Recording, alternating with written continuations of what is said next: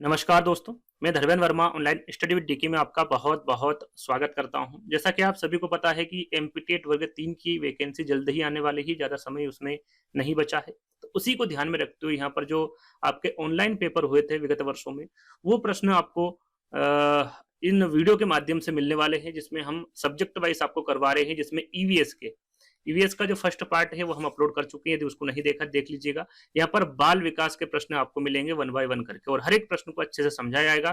तो पेन और कॉपी अपने पास रखिएगा, जहां आपको लगे कि इसको नोट करना है, एक बार में याद नहीं हो रहा है तो उसको नोट कर लीजिएगा। जब भी आपको समय मिले उसको अच्छे से पढ़ लीजिएगा, समझ लीजिएगा, है ना। तो यहाँ पर बाल विकास के आपको प्रश्न मिलेंगे। ईवीएस का जो फर्स्ट पार्ट आपने नहीं देखा है तो उसको देख लीजिएगा। यदि वीडियो अच्छा लगे तो लाइक करना है, शेयर करना है और चैनल को सब्सक्राइब कर लेना है। इसी प्रकार के वीडियो आपको देखनी है तो शुरुआत करते हैं। पहला प्रश्न आपका और अच्छा प्रश्न है, स्थूल क्रियात्मक कौशल। यहाँ पर जो स्थूल क्रियात्मक कौशल है उसके बारे में बताना है। कौन सा भी लिखना है, चित्रकारी है, चलना है या फिर पकड़ना है। तो सबसे पहले हम बात करेंगे क्रियात्मक कौशल के बारे में। जो क्रियात्मक कौशल है ये एक प्रकार स्थूल प्रकार दो प्रकार के क्रियात्मक कौशल होते हैं, हम बात करेंगे। पहला होता है आपका स्थूल पेशी कौशल और दूसरा होता है सूक्ष्म पेशी कौशल, है ना। तो सबसे पहले हम क्रियात्मक कौशल के बारे में जाने कि भाई ये होता क्या है। आंसर हम बाद में आपको बता देंगे। तो देखिए यहाँ पर विकल्प में जरूरी नहीं है कि क्रियात्मक कौशल दे, है ना। क्रियात्मक कौशल दे सकते हैं, गामक विकास दे सकते हैं कि पर स्थूल गामक विकास कौन सा है, या फिर गत्यात्मक कौशल। क्यों इसके ये अन्य नाम बता रहा हूं मैं आपको, है ना। इसी को गत्यात्मक कौशल भी कहा जाता है, इसे पेशी कौशल भी कहा जाता है, इसे लोकोमोटर स्किल भी कहा जाता है, उसे डायनेमिक स्किल भी कहा जाता है। ये इसके अन्य नाम है। यहाँ पर जो मैंने नाम बताए हैं वो कुछ भी आपको यहाँ पर दे सकते हैं, है ना। इतना आपको समझ में आ गया। अब बात करते हैं कि भाई ये होता क्या है क्रियात्मक कौशल, है ना। क्या काम करता है बच्चों की जिंदगी में, है ना। तो जो क्रियात्मक कौशल होता है, जैसे कि मैंने आपको बता दिया कि भाई इसको गत्यात्मक योग्यता का विकास भी कहते हैं, गत्यात्मक कौशल भी इसे कहते हैं। और ये क्रियात्मक जो विकास है या फिर गत्यात्मक कौशल है या फिर गामक विकास है, ये बालक की जो अपनी मांसपेशियां होती है उनको नियंत्रण करने में मदद करता है, या फिर नियंत्रण करना सीख जाता है बच्चा इसमें, है ना। किसमें? क्रियात्मक कौशल में। और शिशु का क्रियात्मक विकास जो होता है वो गर्भावस्था से ही शुरू हो जाता है। कहां से? गर्भावस्था से। ये याद रखिएगा, है ना। गर्भावस्था से शुरू हो जाता है, और जब गर्भावस्था से जब बच्चा बाहर निकलता है तो जो क्रियात्मक कौशल होता है वो तीव्र हो जाता है, कि वो फिर तीव्र गति से आगे बढ़ता है। उसका जो तीव्र गति से वो काम करने की क्षमता होती है वो तीव्र हो जाती है। तो याद रखिएगा, यदि पूछे कि किस अवस्था में बच्चे का क्रियात्मक कौशल तीव्र हो जाता है, तो गर्भावस्था के बाद में ही तीव्र गति से उसका जो क्रियात्मक कौशल है वो बढ़ने लगता है ना। तो ये हो गई आपका क्रियात्मक कौशल के बारे में जानकारी। अब बात करते हैं कि भाई क्रियात्मक कौशल होते कितने प्रकार के हैं। तो दो प्रकार के होते हैं। कितने प्रकार के होते हैं? दो प्रकार के। पहला है आपका स्थूल पेशी कौशल, जो कि विकल्प में पूछा गया है, स्थूल पेशी कौशल होता है। और दूसरा होता है आपका सूक्ष्म पेशी कौशल। सूक्ष्म पेशी कौशल, है ना। ये दो नाम याद रखिएगा। सूक्ष्म का मतलब स्थूल का मतलब होता है बड़ा, और सूक्ष्म का मतलब होता है छोटा। ये क्यों मैं आपको बता रहा हूं, इससे आपको समझ जाओगे इसके बारे में, स्थूल को क्या कहते हैं और सूक्ष्म को क्या कहते हैं, ना। तो स्थूल क्रियात्मक कौशल क्या होता है, या फिर स्थूल पेशी कौशल क्या होता है। इसको सकल मोटर कौशल भी कहते हैं। इसको स्थूल विकास कौशल को। तो इसमें होता क्या है कि इसमें संपूर्ण शरीर अथवा जो बड़ी मांसपेशियां होती हैं वो सक्रिय होती है। क्या होती है इसमें? बड़ी मांसपेशियां। ये याद रखिएगा। किसमें?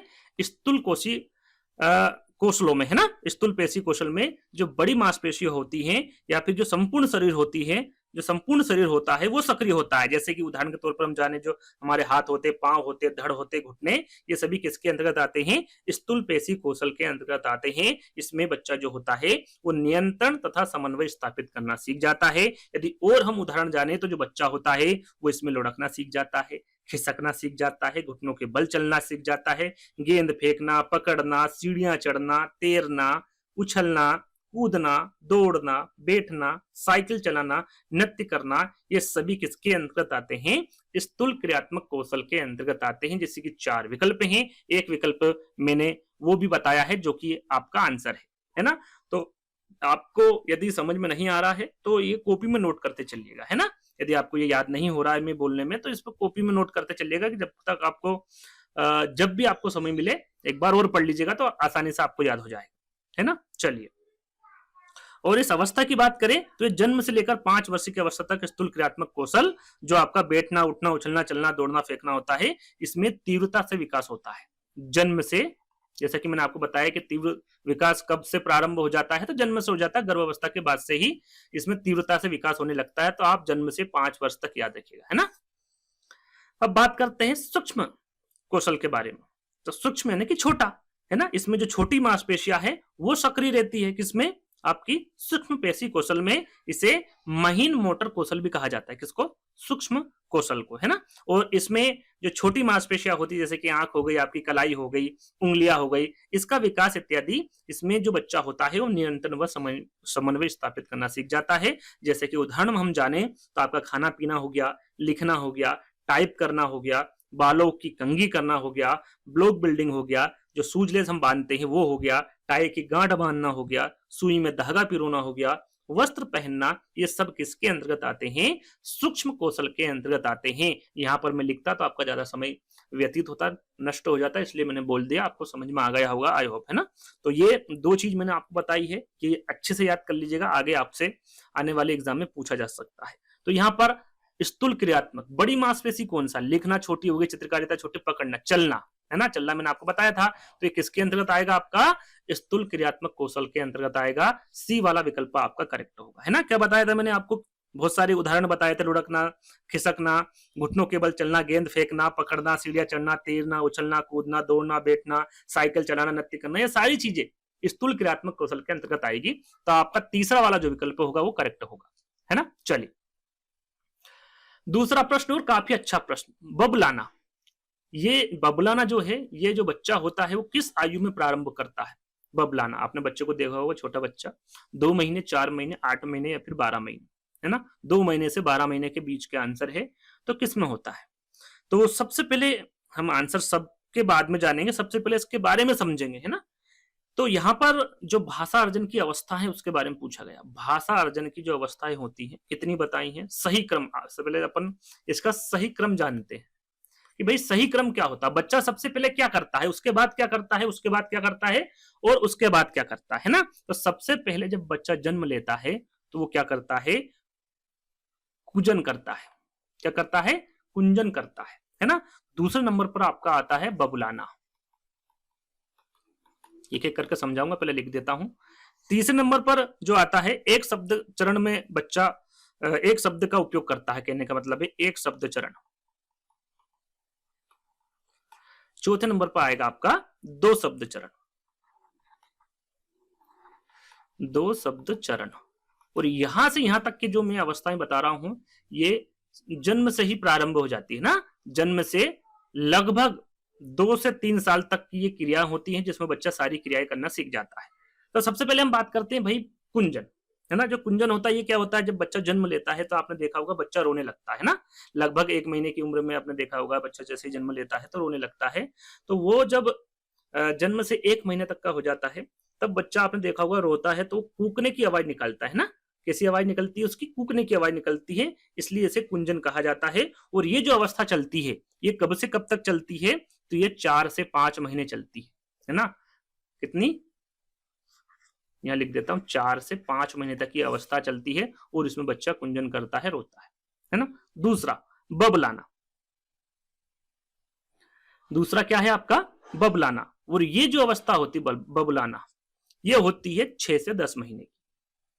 6 से 10 महीने की अवस्था में बच्चा क्या करता है, बबलाता है। इसमें बच्चा स्वर का भी उपयोग करता है और व्यंजन का भी उपयोग करता है। किसका करता है, स्वर का भी करता है, व्यंजन का भी करता है। आप यहाँ पर इसको संयोजन मान सकते हैं, संयोजित के रूप में बच्चा दोहराता है और अक्सर लंबे तारों में दोहराता है। उदाहरण के तौर पर हम जाने जैसे कि मामा बोल देता है, मा, दा, और बहुत सारे अक्षर है जिससे कि बच्चा दोहराता है। यदि हम बात करें जैसे कि बा का उच्चारण करता है बा बा बा बा बोल देता है ना, की का उपयोग करता है की बोल देता है।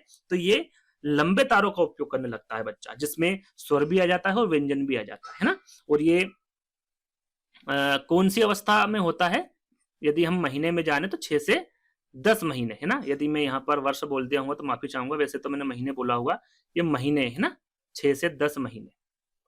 अब तीसरी अवस्था आती एक शब्द चरण। बच्चा कुंजन करने लग गया, बलबलाना सीख गया। अब बच्चा जब बड़ा होता है 6 से 10 महीने के ऊपर जब जाता है तो वो एक शब्द का उच्चारण करता है ना। ये 10 से 12 महीने का होता है, 10 से 12 महीने। यहां पर मैं समझा क्यों रहा हूं, आपको जरूरी नहीं कि यही प्रश्न आ जाए आने वाले एग्जाम में, इससे संबंधित कोई सा भी प्रश्न आ जाए तो उसको गलत ना करें, इस वजह से हर एक प्रश्नों को आपको समझाया जा रहा है। तो यहाँ पर एक शब्द चरण की जो अवस्था मैंने आपको बताई वो 10 से 12 महीने की होती है ना। अब इसमें क्या होता है, 10 से 12 महीने के बीच में अक्सर जो पहले जन्मदिन होता है बच्चे का, उसमें जो शिशु होता है या फिर जो बच्चा होता है वो अपना पहला शब्द बोलता है। क्या बोलता है, पहला शब्द बोलता है। उदाहरण के लिए हम माने कि पहले शब्द में आमतौर पर एक शब्दांश होता है माँ या दा, है ना। इसी प्रकार का उच्चारण करता, माँ बोलता है ना, कभी पा भी बोल देता है, पापा भी बोल देता है ना। धीरे धीरे ये एक या एक से अधिक शब्द तक पहुंच जाता है। पहले वो एक शब्द बोलता है, माँ बोल दिया, दा बोल दिया, पा बोल दिया, इस प्रकार का जो उच्चारण करता है वो कौन सी महीने में करता है, 10 से 12 महीने के बीच में करता है ना। ये आपको समझ में आ गया। अब बात करते हैं दो शब्द चरण। दो शब्द चरण वो है, और इसकी जो आयु होगी वो आप मान सकते हैं 1.5 से 2.5 वर्ष, है ना। ये वर्ष में है, 1.5 से 2.5 वर्ष की उम्र में दो शब्द का उच्चारण करने लग जाता है बच्चा। और ये जो एकल शब्द है उसके संयोजन से बना होता है। जिस प्रकार से मैंने बोला, माँ बोलने जाएगा, दा बोलने, पा से पापा हो जाता है, टा से टाटा हो जाता है, दा से दादा हो जाता है ना, माँ से मामा भी हो जाता है। तो इस प्रकार के जो उच्चारण है वो दो शब्दी उच्चारण होते हैं, और ये 1.5 से 2 वर्ष की उम्र में करता है बच्चा। तो ये सारी चीज आपको समझ में आ गई एक एक करके, है ना। तो यहाँ पर ये जो आंसर क्या होगा आपका, बबलाना 2 महीना हो नहीं सकता, 4 महीना भी नहीं होगा, कौन सा होगा आपका, 8 महीना होगा, क्योंकि ये किसकी रेंज में आ रहा है, बलबलाना 6 से 10 महीने की रेंज में आ रहा है, और ये 8 महीना आपका बिल्कुल करेक्ट आंसर होगा, है ना।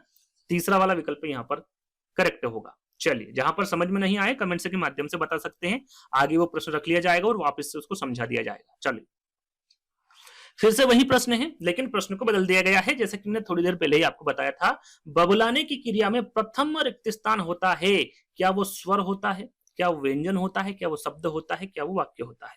अभी मैंने आपको बताया, तो मैंने वहां पर क्या बोला था भाई, जो बबलाने की क्रिया में बच्चा स्वर का भी उपयोग करता है और व्यंजन का भी उपयोग करता है ना। लेकिन यहाँ पर दो दिए नहीं है साथ में, तो यहाँ पर आंसर क्या होगा, स्वर, क्योंकि सबसे पहले किसका उपयोग करता है, प्रथम पूछा गया है, तो वो स्वर का उपयोग करता है ना। यदि यहाँ पर स्वर और व्यंजन साथ में देते तो आप बिल्कुल टिक कर सकते थे, आपका करेक्ट आंसर होता है ना, क्योंकि उनके दोनों के संयोजन से बनता है। बबलाना जो बच्चा होता है वो ये नहीं जानता कि ये स्वर है कि ये व्यंजन है, वो जो भी उसके मुंह में जो भी वाक्य आता है, जो भी शब्द आते हैं वो बोल देता है ना बबलाने में। तो पहला वाला विकल्प आपका बिल्कुल करेक्ट होगा। चलिए, अगला प्रश्न, विकास में निश्चित क्रम पाया जाता है। जो विकास होता है बच्चे का, उसमें सबसे पहले किसका विकास होता है ये पूछा गया है। क्या भाई सिर से पांव तक होता है, पहले सिर का होता है फिर पांव का होता है, धड़ से कमर का होता है, कमर से पांव तक का होता है, फिर पांव से सिर तक का होता है, क्या होता है। तो सही आंसर होगा आपका सिर से पांव का। पहले सिर का विकास होता है, यानी कि सिर से पांव तक का एक निश्चित क्रम में विकास होता है ना। तो हम समझते हैं भाई विकास की जो अवस्थाएं हैं, कह सकते हैं कि शरीर में विकास के दो सिद्धांत होते हैं। विकास के कितने सिद्धांत बताए हैं, दो सिद्धांत बताए हैं। एक होता है मस्तिका धुमुखी होता है, और दूसरा होता है समीप दूराभिमुख, है ना। ये दोनों याद रखेगा, काफी बार इस प्रकार के प्रश्न पूछे गए और आगे भी आपसे पूछे जा सकते हैं। यदि मैं इनको समझा रहा हूं तो आपको अच्छे से समझना है। या फिर बोल दे कि बाल विकास की दो दिशाएं कौन सी हैं, ये दिशाओं से भी संबंधित प्रश्न पूछा जाता है, तो दो ही दिशाएं होती है ना। एक होता है मस्तिका धुमुखी सिद्धांत, जिसे शीर्षाभिमुखी भी कहा जाता है, और दूसरा होता है समीप दूराभिमुखी सिद्धांत। अब पहला सिद्धांत हम जानेंगे, यहां पर लिख देता हूं मैं,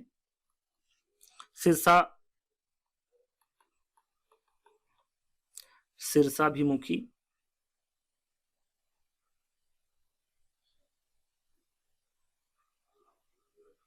शीर्षाभिमुख लिख देता हूं, एक ही सिद्धांत लिख देता हूं, है ना। तो दूसरा हम समझेंगे उसके बाद लिख दूंगा। तो इसे क्या कहा जाता है, इसे मस्तिका बहुमुखी भी कहा जाता है, जैसे कि मैंने आपको बताया।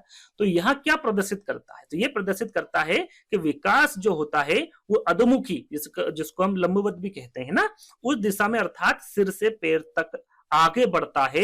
बच्चा पहले सिर पर नियंत्रण प्राप्त करता है, बच्चा सबसे पहले क्या करता है, सिर पर अपना नियंत्रण प्राप्त करता है, फिर भुजाओं पर करता है, और उसके बाद वो पैरों पर नियंत्रण प्राप्त करता है। सबसे पहले सिर पर, फिर भुजाओं पर और फिर अपने पैरों पर नियंत्रण प्राप्त करता है। तो इस सिर से पांव तक आपका क्या होगा, एकदम करेक्ट आंसर होगा। दूसरा मैंने आपको क्या बताया था, समीप दूराभिमुखी, है ना, समीप दूराभिमुख, ये हो गया आपका दूसरा सिद्धांत। इसमें क्या होता है, इसका क्या अर्थ होता है, तो इसका अर्थ होता है कि विकास शरीर के मध्य भाग से परिधि की ओर बढ़ता है, मध्य भाग से, है ना, जो रीढ़ की हड्डी होती है, यहां पर उसकी बात की जा रही है। इस क्रम में पहले व्यक्ति की रीढ़ की हड्डी का विकास होता है और उसके बाद बाहरी विकास होता है। शिशु पहले अपने धड़ और फिर अपने हाथ और पैर हिलाना सीखता है, किसमें, समीप दूराभिमुख में।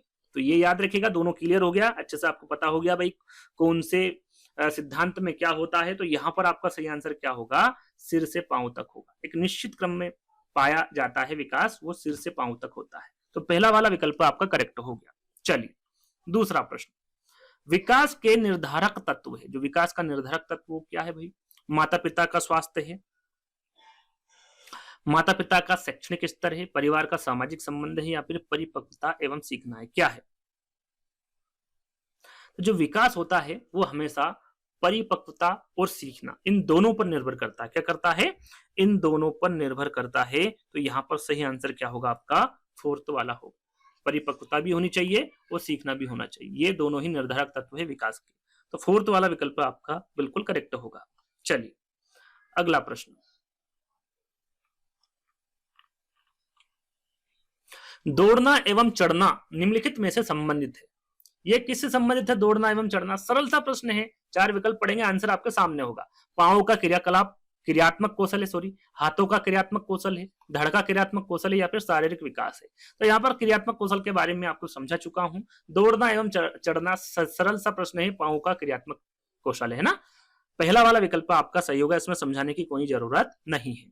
चलिए अगला प्रश्न, वृद्धि एवं विकास एक दूसरे से अंतर संबंधित और अंतः निर्भर है, विपरीत है, समान है, या फिर अलग अलग है। वृद्धि और विकास दोनों की बात की जा रही है कि एक दूसरे से क्या है। तो याद रखिएगा, जो वृद्धि एवं विकास है वो एक दूसरे से संबंधित भी रखते हैं और उन पर निर्भर भी रखते हैं ना। तो ये क्या होगा, अंतर संबंधित होगा और अंतः निर्भर होगा।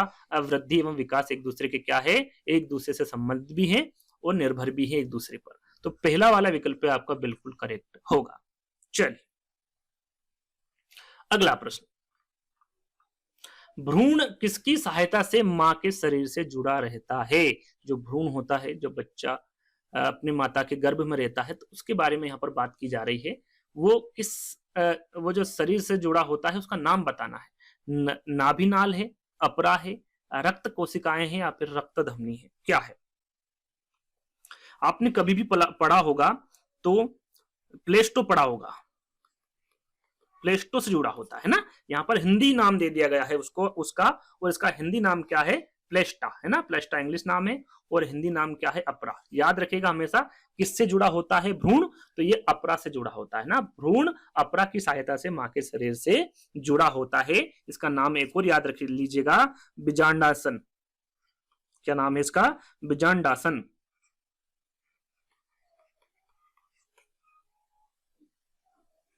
है ना। यदि यहाँ अपरा की जगह बीजांडासन दे दे तो भी आपको पता होना चाहिए। इसके माध्यम से उसको पोषण भी मिलता रहता है, किसकी सहायता से, अपरा की सहायता से, प्लेस्टा की सहायता से, बीजांड की सहायता से। ये आपको ध्यान में रखना है। इससे क्या होता है, बच्चे में ऑक्सीजन प्राप्त होती है, इसी से ही पोषक तत्व प्रदान होते हैं। कार्बन डाइऑक्साइड और जो अन्य अपशिष्ट उत्पादक है वो भी निकालने का काम कौन करता है, आपका अपरा ही करता है ना। जो नली होती है, नली टाइप होती है, उसकी यहाँ पर बात की जा रही है। बी वाला विकल्प आपका करेक्ट होगा। चलिए अगला प्रश्न, और काफी अच्छा प्रश्न है ना। मस्तिष्क का जो विकास है वो 75% विकास किस आयु में होता है। 2 वर्ष में, 5 वर्ष में, 10 वर्ष में, या फिर 21 वर्ष में, किस में होता है। तो मस्तिष्क का जो विकास होता है वो जन्म से लेकर 5 वर्ष तक 75% विकास हो जाता है मस्तिष्क का बच्चे में। तो यहां पर सही आंसर क्या होगा आपका, 5 वर्ष, है ना। 5 वर्ष तक, है ना, 75% जो विकास होता है मस्तिष्क का वो 5 वर्ष तक की उम्र में हो जाता है ना। बी वाला विकल्प आपका करेक्ट होगा। चलिए अगला प्रश्न, यहाँ रिक्त स्थान के माध्यम से है कि मनुष्य की क्षमता और उनके वातावरण में कार्य करने की क्षमता में वृद्धि होती है। किस में होती है भाई? बैठने में होती है, सोने में होती, सीख रहा हूं या फिर चलने में? सरल सा प्रश्न है। आप देखेंगे 4 विकल्प, आसानी से आंसर जान जाएंगे। तो यह किसके माध्यम से होता है कि मनुष्य की क्षमता और उनके वातावरण में कार्य करने की क्षमता में वृद्धि होती। कब होती है? जब वो सीख रहा होता है ना। यह सीख रहा होता है कि माध्यम से मनुष्य की क्षमता और उसके वातावरण में कार्य करने की जो क्षमता है उसमें वृद्धि होती। क्या बैठने से होती है? क्या नहीं होती? क्या सोने से होती है? नहीं होती। क्या चलने से होती है? नहीं होती। किससे होती है? सीखने से होती है। तो तीसरा वाला विकल्प आपका करेक्ट होगा। चलिए अगला प्रश्न। चम्मच पकड़ने की क्रिया बालक सीखता है। जो चम्मच पकड़ने की क्रिया है वो कैसे सीखता है? आंख एवं हाथ के समन्वय से सीखता है, सामाजिक विकास से सीखता है, शारीरिक विकास से सीखता है, या फिर मांसपेशी के विकास से सीखता है? तो देखिए चम्मच पकड़ने की क्रिया में ना तो सामाजिक विकास आएगा, शारीरिक विकास, ना ही मांसपेशी। क्या आएगा? हाथ और आंख का तालमेल होना चाहिए, समन्वय होना चाहिए, जिससे कि बच्चा चम्मच पकड़ने लगेगा, है ना। तो पहला वाला विकल्प आपका करेक्ट है। सरल सा प्रश्न है।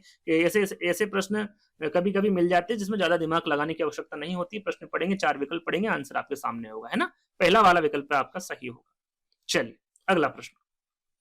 अगला प्रश्न है आपका, विकास की गति एक व्यक्ति से दूसरे व्यक्ति में भिन्न होती है। हमेशा याद रखिएगा, विकास की जो गति होती है एक समान कभी नहीं होती है व्यक्तियों में। वो क्या होती है? हमेशा भिन्न होती है एक व्यक्ति से दूसरे व्यक्ति में। परंतु जो उसका प्रतिरूप होता है वो किसका अनुसरण करता है, ये आपको बताना है। क्या वो व्यवस्थित होता है, अप्रत्याशित होता है, अनुक्रमित एवं व्यवस्थित होता है, या फिर पैर से सिर तक होता है? यदि आप प्रश्न में 4 विकल्प पढ़ेंगे, आंसर आपके सामने होगा। वो क्या होगा? अनुक्रमित एवं व्यवस्थित। इसे क्रमबद्ध भी कहा जाता है ना। क्रमबद्ध भी यदि विकल्प में आ जाए कि क्रमबद्ध एवं व्यवस्थित, तो भी आपका करेक्ट आंसर होगा। तीसरा वाला यहाँ पर बिल्कुल आपका सही होगा आंसर। चलिए अगला प्रश्न। सीखने के लिए किसने स्वतंत्रता एवं निरंतरता को आवश्यक माना है? यदि बच्चा सीखना चाहता है तो उसे स्वतंत्र छोड़ दो, निरंतरता के लिए उसे बाध्य करो, ने स्वयं सीखने के लिए उसे प्रेरित करना है ना। ये किसके द्वारा माना गया है? स्किनर के, फ्रोबेल के, या फिर चोम्स्की के, या फिर पियाजे के? तो सही आंसर होगा आपका फ्रोबेल। याद रखेगा, फ्रोबेल का कहना है कि जो बच्चा है उसे सीखने के लिए स्वतंत्रता एवं निरंतरता की आवश्यकता होती है। तो आपका बी वाला विकल्प सही होगा। बच्चों को स्वयं सीखने के लिए प्रेरित करना चाहिए, साथ में इनकी स्वतंत्रता में बाधा उत्पन्न नहीं करना चाहिए, नहीं तो वो बच्चा नहीं सीखेगा। ये किसका कहना है? ये फ्रोबेल का कहना है। बी वाला विकल्प आपका करेक्ट होगा, है ना। चलिए अगला प्रश्न।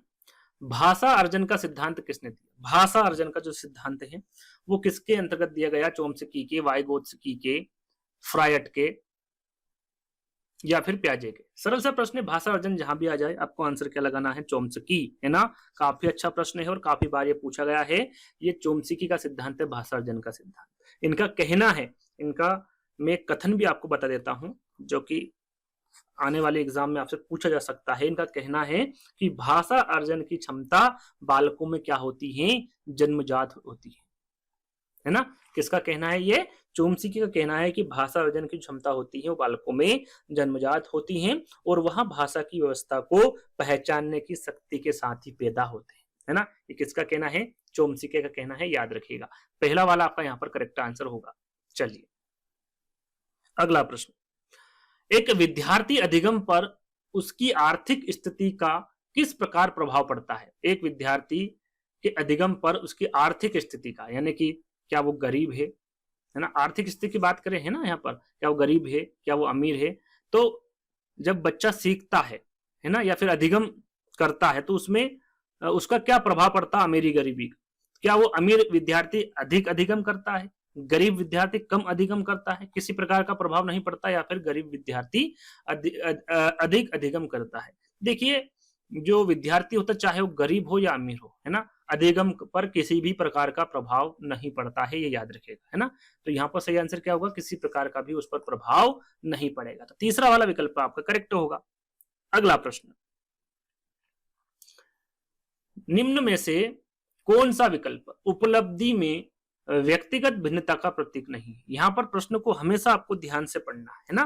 क्या पूछा गया है कि इन 4 विकल्प में से वो कौन सा विकल्प है जो उपलब्धि में व्यक्तिगत भिन्नता का प्रतीक नहीं है? पूर्व अनुभव में विभिन्नता, लिंग में विभिन्नता, रुचियों में विभिन्नता या फिर पूर्व निर्देशन में विभिन्नता, क्या होगा? तो यहां पर देखिए जो लोग होते हैं या फिर जो व्यक्ति होते हैं वो कई तरह से भिन्न होते हैं, है ना? तो यहाँ पर कौन सा नहीं है ये पूछा गया है।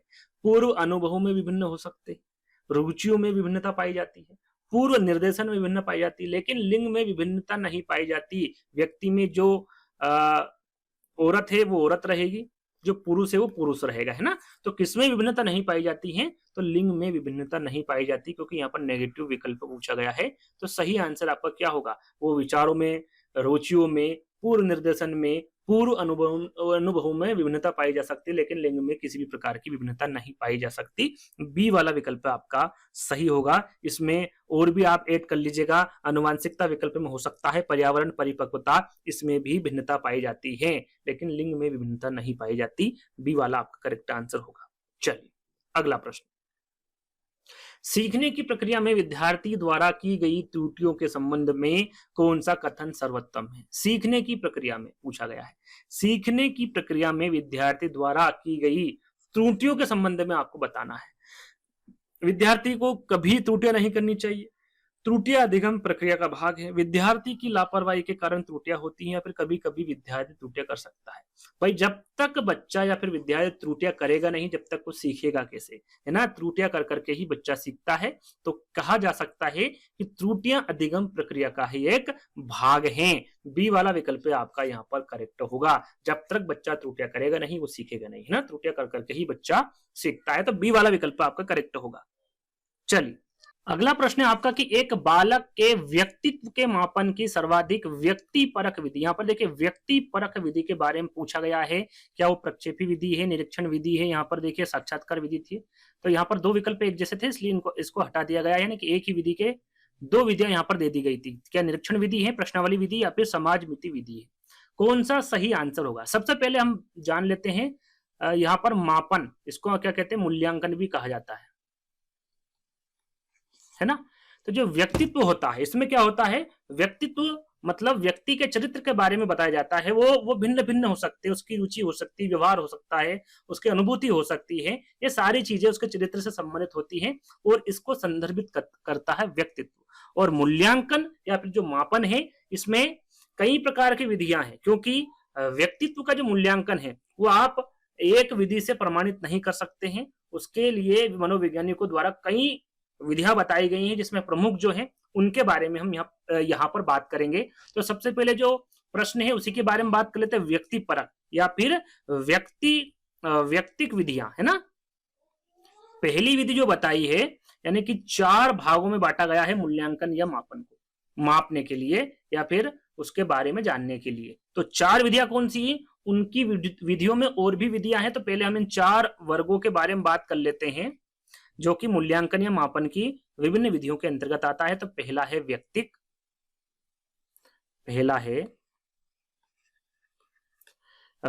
विधि। इनको याद कर लीजिएगा क्योंकि काफी प्रश्न इससे संबंधित पूछे जाते हैं। आने वाला प्रश्न भी इसी से ही संबंधित है। वस्तुनिष्ठ विधि, वस्तुनिष्ठ विधि। तीसरे नंबर पे है आपका मनोविश्लेषण विधि, मनोविश्लेषण विधि। और चौथे नंबर की विधि है आपकी प्रक्षेपण विधि। अब इसमें प्रश्न में क्या पूछा गया है? व्यक्तिक विधि के बारे में पूछा गया है कि भाई व्यक्तिक विधि कौन सी है, यानी कि व्यक्तित्व का मापन यदि बालक का करते हैं तो सर्वाधिक व्यक्ति परक विधि कौन सी है, ये यहां पर पूछा गया है। तो इनके अंतर्गत भी विधियां दी गई हैं। तो सबसे पहले हम व्यक्ति परक के बारे में जान लेते हैं, भाई होता क्या है। तो व्यक्तिक विधियों के अंतर्गत व्यक्ति का परीक्षण स्वयं परीक्षण द्वारा किया जाता है। कैसे? स्वयं के परीक्षण द्वारा किया जाता है। इसमें जांच कार्य किसी व्यक्ति विशेष या उसके जो परिचित होते हैं उससे पूछताछ की जाती है, उसको संपन्न किया जाता है ना। अब इसके अंतर्गत व्यक्तिक विधि के अंतर्गत भी 4 विधियां आती है। कितनी विधि आती है? 4 विधि आती है। मौखिक रूप से बताऊंगा मैं, क्योंकि लिखूंगा ज्यादा समय लगेगा। तो मौखिक रूप से अपनी कॉपी में चाहे तो आप लिख सकते हैं। तो पहले नंबर पर आती है आपकी प्रश्नावली विधि, है ना? कौन सी आती है? प्रश्नावली विधि। किसके अंतर्गत आती है? व्यक्तिक विधि के अंतर्गत। दूसरी है व्यक्ति इतिहास, जिसे जीवन व्रत भी कहा जाता है।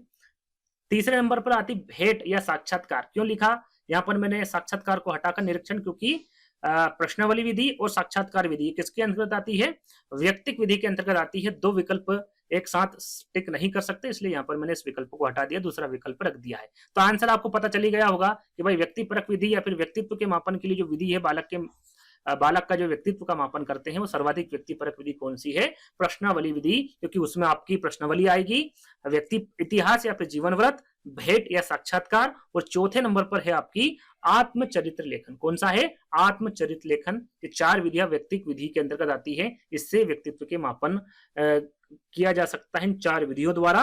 तो यहाँ पर हम सिर्फ और सिर्फ बात करेंगे प्रश्नावली विधि के बारे में, क्योंकि और भी हम इन चारों के बारे में, तीन और बचे इनके बारे में, तो काफी वीडियो बड़ा हो जाएगा। जैसे जैसे प्रश्न आते जाएंगे वैसे वैसे हम बात करते चलेंगे। तो विकल्प में जो दे रखा है उसके बारे में बात करें कि प्रश्नावली विधि होती क्या है, इसमें क्या होता है। तो इसमें व्यक्तित्व परीक्षण की वस्तुनिष्ठ, प्रश्नावली विधि के बारे में बात कर रहे हैं ना। तो इसमें क्या होता है, प्रश्नावली विधि के अंतर्गत प्रश्नों की एक तालिका बनाई जाती है। क्या बनाई जाती है, एक तालिका बनाई जाती है और उसे व्यक्ति को दी जाती है, जिसका व्यक्तित्व मूल्यांकन किया जाता है ना। अब इसमें भी चार आपकी प्रश्नावली विधि होती है ना। पहली होती बंद प्रश्नावली, यानी कि पहले नंबर पर उसको दिया जाता है बंद प्रश्नावली। इसमें क्या होता है, जिसमें कुछ प्रश्न दिए जाते हैं, जिससे हाँ और ना में ही उसको आंसर देना होता है उस बालक को या फिर उस व्यक्ति को, है ना।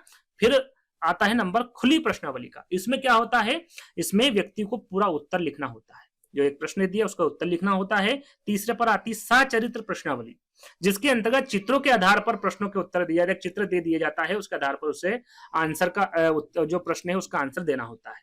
चौथे नंबर पर है आपकी मिश्रित प्रश्नावली। अब मिश्रित से समझ ही गए होंगे, जिसमें सभी प्रकार के मिले जुले प्रश्न होते हैं और उसको उस व्यक्ति या फिर बालक को आंसर देना होता है, उत्तर देना होता है, उसे मिश्रित प्रश्नावली कहते हैं। तो ये हुआ आपका प्रश्नावली विधि, जिसके बारे में मैंने आपको बता दिया कि इसमें क्या क्या होता है और किस विधियों के द्वारा होता है। ये आपको यहां तक आई होप आपको समझ में आ गया होगा। अब बात करेंगे हम वस्तुनिष्ठ विधि के बारे में, है ना। ये तो हो गया आपका कि भाई प्रश्नावली विधि जो है ये आपकी व्यक्तिक विधि के अंतर्गत आती है। साथ में व्यक्ति इतिहास, जीवन व्रत, भेंट या साक्षात्कार और आत्मचरित्र लेखन, ये चार जो विधियां हैं ये व्यक्तिक विधि के अंतर्गत आती हैं। अब बात करते हैं वस्तुनिष्ठ विधि के बारे में। अब वस्तुनिष्ठ विधि होती क्या है, तो इसमें व्यक्तित्व परीक्षण की वस्तुनिष्ठ विधियों के अंतर्गत व्यक्ति के बाह्य आचरण, यानी कि बाहरी का जो आचरण है उसको और व्यवहार का जो अध्ययन है, इन दोनों को इसके अंतर्गत रखा गया है। इन दोनों का अध्ययन किया जाता है किसमें, वस्तुनिष्ठ विधि में। किसका, उसके आचरण का, जो कि बाह्य आचरण होगा, और व्यवहार का, है ना। इन दोनों का अध्ययन किया जाता है। इसमें भी चार विधियां बताई गई है। कितनी, चार विधियां बताई गई है। पहली है निर्धारण मान विधि। कौन सी है, निर्धारण मान विधि। दूसरी है शारीरिक परीक्षण।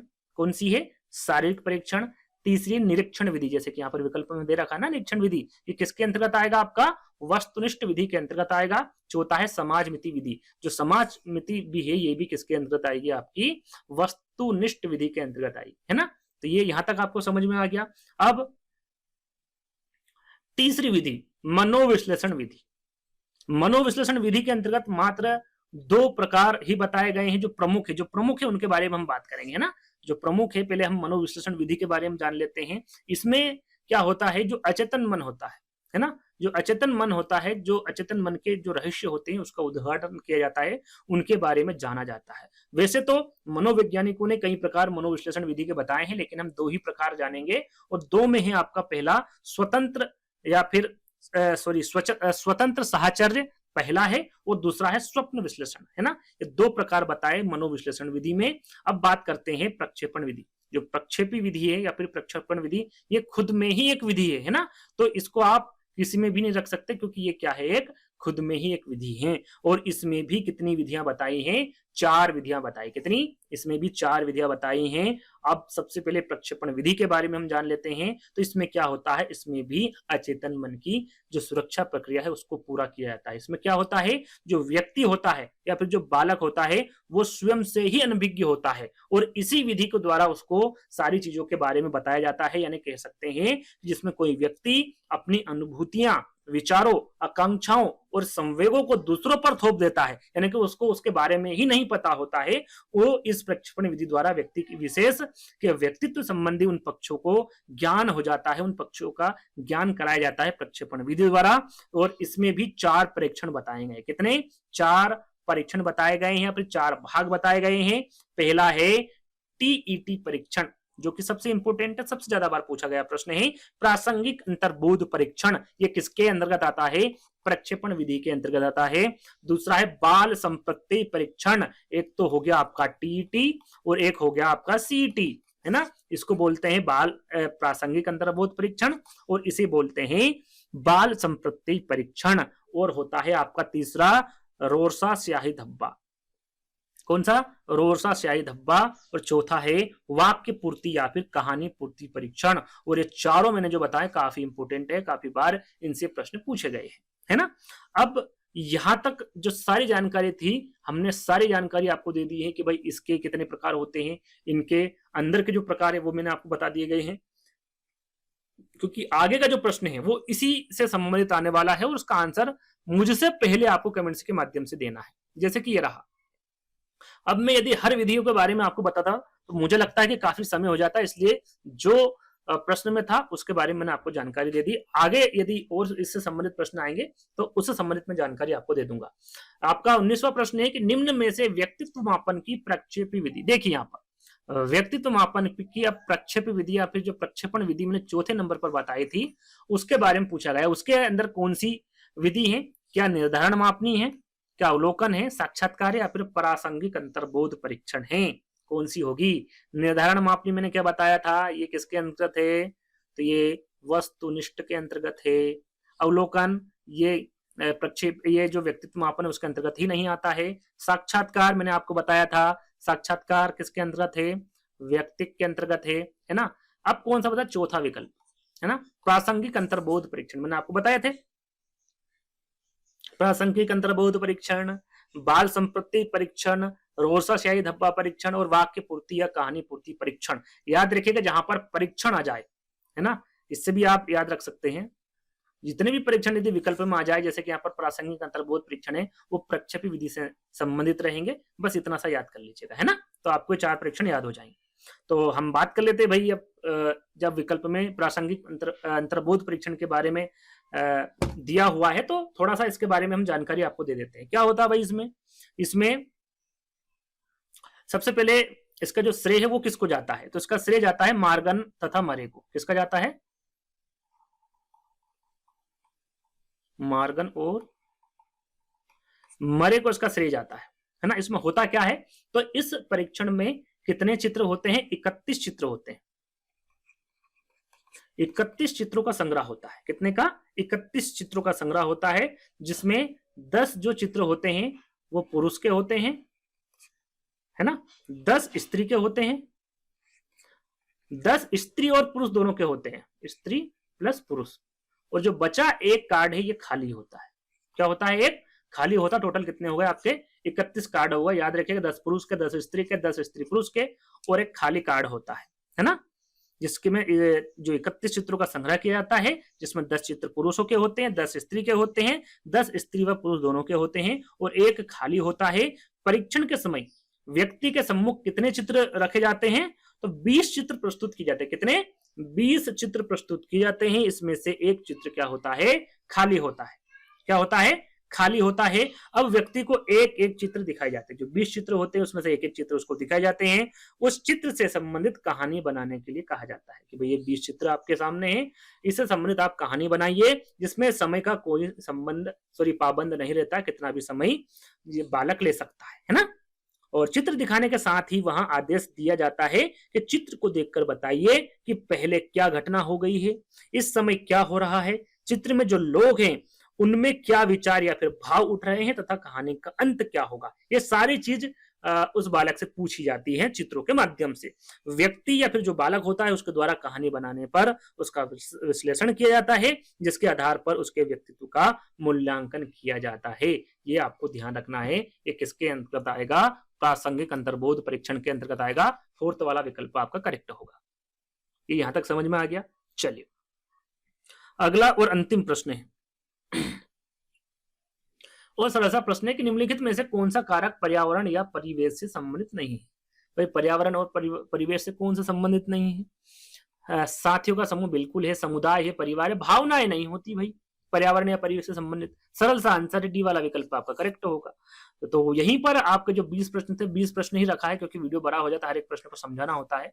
तो इसी में आगे पार्ट बनेगा जो कि 21 प्रश्न से बनेगा, और ये जब तक आपके ऑनलाइन पेपर में जो प्रश्न पूछे गए थे वो खत्म नहीं हो जाता है, तकरीबन ये 500 से 1000 प्रश्न से ज्यादा होंगे, तो सारे प्रश्न एक-एक करके लाऊंगा।